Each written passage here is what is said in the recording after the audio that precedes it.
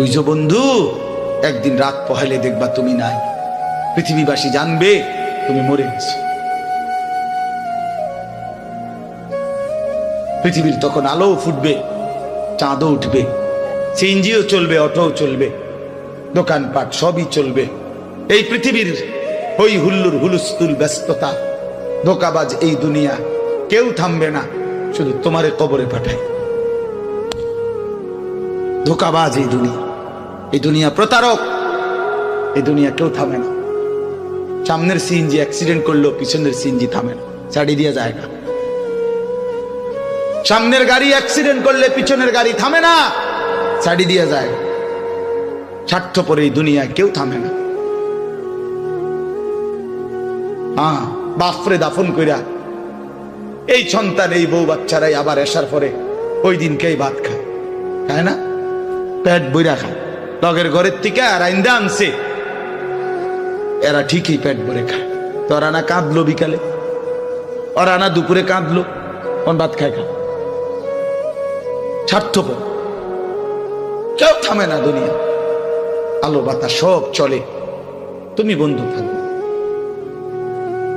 আল্লাহকুমুত তাকাসুর হাত্তা যুরতুমুল মাকাবির।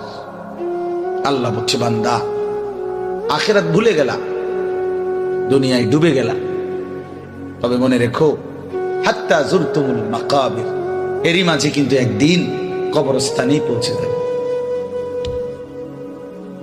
হ্যাঁ, কই পৌঁছে যাইবা? তোমরা কবরস্থান দেখো নাই ভাইয়া? কাল্লা সাউফা তা'লামুন। আল্লাহ বলে, কবরে আসলেই আমি বুঝাই দেব বান্দা আমার নাফরমানির শাস্তি কেমন। সুম্মা কাল্লা সাউফা তা'লামুন। আবার নাফরমান হাসরের ময়দানে আসলে আমি আবার বুঝাই দেব আমার অবাধ্যতার শাস্তিটা কি। একবার বুঝাবো কবরে। তাফসীরের মধ্যে আছে কাল্লা সাউফা তা'লামুনা ফিল কবরি সুম্মা কাল্লা সাউফা তা'লামুনা ফিল আখিরাহ। আল্লাহ বলে, একবার কবরে বুঝাইবো আমারে ত্যাগ করা, আমার নাফরমানি, আমারে সিজদা না করার শাস্তিটা কি। কবরেই টের পাইবা।